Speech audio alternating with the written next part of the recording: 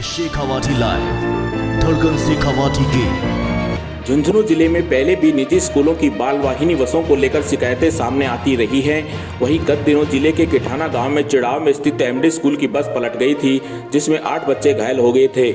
एक बच्चे की हालत गंभीर होने पर उसे जयपुर रेफर किया गया था, जिसमें हादसे का कारण बस की तेज रफ्तार और ड्राइवर की लापरवाही सामने आई थी। प्राप्त जानकारी के अनुसार स्कूल बस के ड्राइवर ने गांव के दूसरे ड्राइवर को बस चलाने के लिए दे दी थी, जो कि बस तेज रफ्तार से चला रहा था, जिसके चलते यह हादसा हुआ। हादसे में गंभीर रूप से घायल बच्ची का जयपुर में इलाज चलने की जानकारी सामने आ रही है। इसके बाद से अभिभावकों एवं आम जनता में निजी स्कूलों की बसों को लेकर आक्रोश और चिंता दोनों देखी गई। इसी संदर्भ में आज हमने आम जनता और अभिभावकों की चिंता को देखकर जिला परिवहन अधिकारी झुंझुनू मक्खनलाल जांगिड़ से संदर्भ में बात की।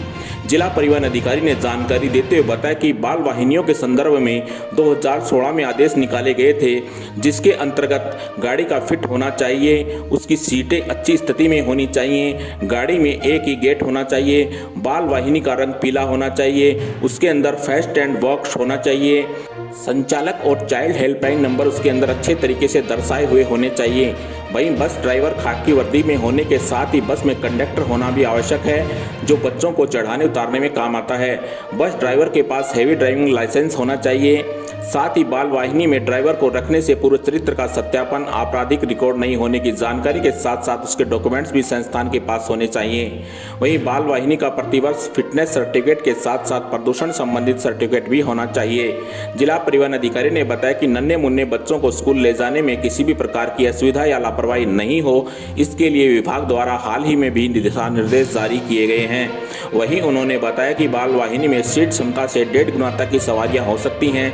इससे अधिक सवारियां होंगी तो नियमानुसार कड़ी कार्रवाई की जाएगी। वहीं उन्होंने बताया कि बालक बालिकाओं की सुरक्षा एवं सुविधा के इन सभी मापदंडों को यदि कोई स्कूल संचालक द्वारा लागू नहीं किया जाता है तो बाल वाहिनी को सरकार द्वारा टैक्स में छूट जाती है, उसके परमिट को निरस्त या निलंबित किया जा सकता है और रजिस्ट्रेशन को भी निरस्त करने की कार्रवाई कर सकते हैं। इसमें किसी भी प्रकार की कोताही बर्दाश्त नहीं की जाएगी। वहीं उन्होंने आम जनता से भी कहा कि किसी भी प्रकार की अव्यवस्था या शिकायत होने पर उनके पर्सनल मोबाइल नंबर 9461633799 या कार्यालय के लैंडलाइन नंबर पर या किसी भी माध्यम से उनको शिकायत पहुंचती है तो वह इस पर संज्ञान लेकर नियमानुसार त्वरित और सख्त कार्रवाई करेंगे। वहीं आपकी जानकारी के लिए बता दें, बाल वाहिनी से जुड़ा मामला नन्हे मुन्ने बच्चों की सुरक्षा से जुड़ा बेहद ही संवेदनशील मामला है। इसमें किसी भी प्रकार की लापरवाही कई घरों के चिराग बुझा सकती है। इसके लिए अभिभावकों एवं प्रशासन दोनों की सजगता जरूरी है। Shekhawati live bureau report Jhunjhunu. द्वारा बाल वाहिनी के संचालन के लिए वर्ष 2016 में आदेश संख्या 23 जारी किया गया, जिसके अंतर्गत बाल वाहिनी के संचालन के लिए समस्त नियम और पूरी योजना उसमें दी गई है। इस योजना के तहत एक बाल वाहिनी एक फिट गाड़ी होनी चाहिए, जिसकी सीटें भी अच्छी हालत में होनी चाहिए और एक ही गेट उसमें होना चाहिए।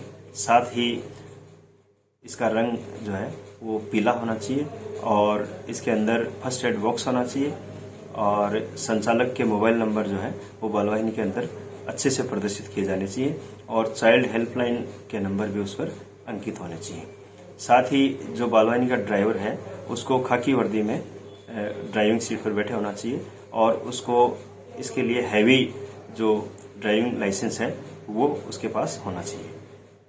साथ ही जब स्कूल की तरफ से बाल वाहिनी के ड्राइवर के रूप में और कंडक्टर के रूप में किसी व्यक्ति को नियुक्त किया जाता है, उससे पहले उन दोनों व्यक्तियों का चरित्र सत्यापन करवा लेना चाहिए और उनका जो कोई आपराधिक रिकॉर्ड नहीं हो इसका सर्टिफिकेट लेना चाहिए। साथ में उनके लाइसेंस की कॉपी और उनकी आईडी प्रूफ और उनसे संबंधित जो भी इस प्रकार की जानकारी हो वो उनको इकट्ठी करके रखनी चाहिए। इसके अलावा बाल वाहिनी जो है उसको प्रतिवर्ष जारी होने वाला फिटनेस सर्टिफिकेट जारी करवाना चाहिए और इंश्योरेंस उसकी जो है प्रतिवर्ष होनी चाहिए। साथ में प्रदूषण नियंत्रण के लिए जो है PUCC उसको धारित करनी चाहिए। ये इसके अंतर्गत प्रावधान किए गए हैं और कंडक्टर जो है वो उसमें अनिवार्य रूप से होना चाहिए, जो कि बच्चों को उतारने और चढ़ाने में उनकी मदद कर सके। साथ में ही जो है एक सख्ती से जो है इन सारे नियमों का पालन करने के लिए विभाग द्वारा निर्देशित किया गया है। इसके तहत हमारे द्वारा नियमित रूप से बाल वाहिनी को चेक करने के लिए अभियान चलाए जाते रहे हैं। अभी हाल ही में भी 20 तारीख से विभाग की तरफ से जो दिशा निर्देश जारी किए गए उनके तहत बाल वाहिनी को हम चेक कर रहे हैं और जो बाल वाहिनी इन नॉर्म्स को पूरा नहीं कर रही है उनके विरुद्ध नियमानुसार कार्रवाई करते हुए उनके चालान बनाए जा रहे हैं। बाल वाहिनी में जो कैपेसिटी जो है वो उसकी निर्धारित बैठक क्षमता से 1.5 गुना होती है, अर्थात 1.5 गुना। यदि उससे अधिक कोई जो है सवारी उसमें बैठी हुई पाई जाती है तो नियमानुसार उसके विरुद्ध कार्रवाई करने के लिए हम प्रतिबद्ध हैं और जब हम चेक करते हैं उसमें यदि ऐसा पाया जाता है तो हम कार्रवाई करते हैं। मुख्य रूप से जो बाल वाहिनी है उसके रजिस्ट्रेशन से संबंधित प्रावधान है, उसको बाल वाहिनी का परमिट होल्डर होना चाहिए, क्योंकि सरकार जो बाल वाहिनी को टैक्स में छूट दे रही है, मोटर वाहन कर है उसमें छूट दे रही है। ऐसे में हम जो है यदि बाल वाहिनी योजना का उल्लंघन करते हुए कोई गाड़ी पाई जाती है, कोई बाल वाहिनी पाई जाती है तो उसके परमिट जो है उसका निलंबन और उसका जो है निरसन हम करते हैं। इसके साथ ही उसका रजिस्ट्रेशन भी जो है हम निरस्त और निलंबित कर सकते हैं।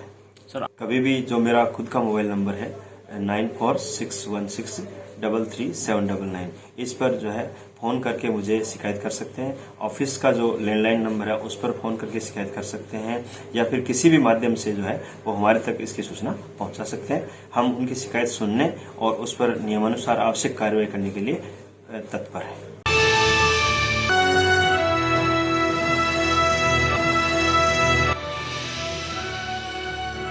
ये है शेखावाटी लाइव, धड़कन शेखावाटी की।